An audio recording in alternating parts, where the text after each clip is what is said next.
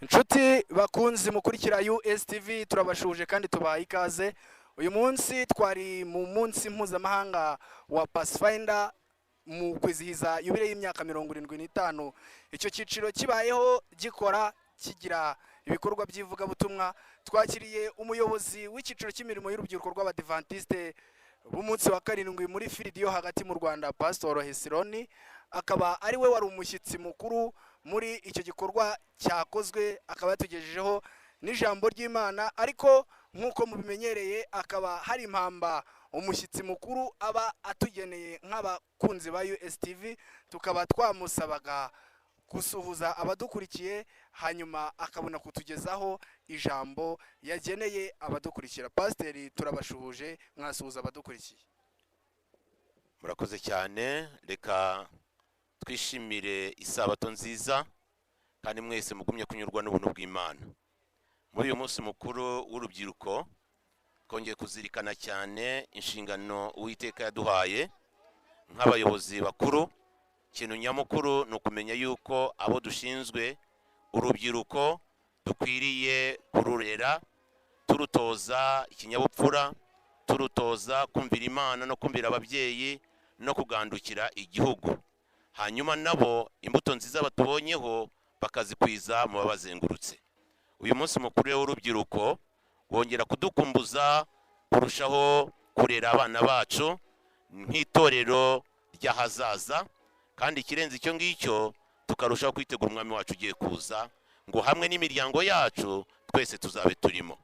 Reka nongere nshimira ababyeyi baduhaye abana babo, ababyeyi batanga abana babo kugira ngo baze mu cyiciro bige ibyigisho bitandukanye, kandi tunongera kubibutsa ko uburere bakorerwa babonera ku nsengero burushaho gutera cyangwa se gukura iyo bageze muhira ababyeyi no bagashyiraho akabo.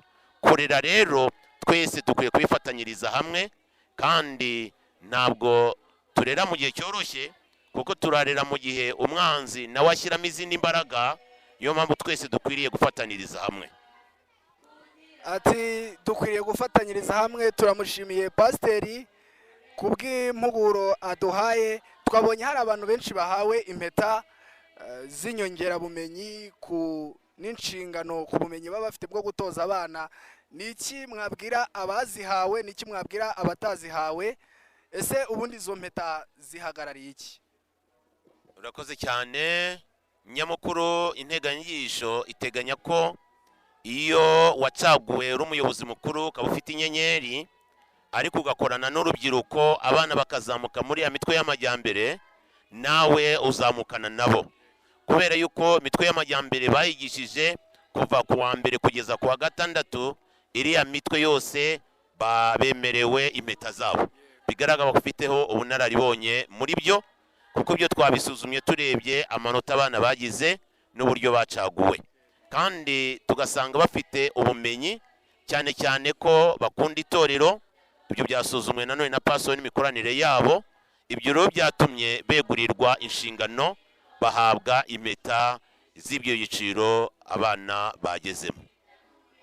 Atusobanuriye uko izo mpeta bazibona. Ubwo n'abatazibonye mwumvishe ko ni ukwigisha no kuba hafi y'abana, uko bazamuka niko namwe muzamuka. Pasiteri, niki wadusigira nk'umurage, yaba ari urubyiruko yaba ari abakuze, kugira ngo umuntu uzajya yibuka iri jambo rigire icyo rimwubakaho, yaba ari muri ubuzima no mu buzima buzaza? Urakoze cyane. Ikintu kimwe nababwira ni kimwe: Yesu ntabwo araza, kandi ubwo ataraza turacyafite inshingano yo kugumya kumwamamaza.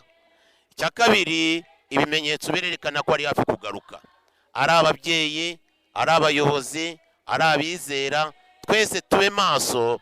Iki gitaramo cyiza twabayemo kidukumbuza igitaramo tuzabanamo n'imiryango yacu mu bwami bwo mu ijuru. Imana ibahe umugisha. Turamushimiye Pasiteri, umuyobozi w'icyiciro cy'urubyiruko muri Firidi yacu. Namwe turabashimiye abari kumwe natwe. Imana ibahe umugisha.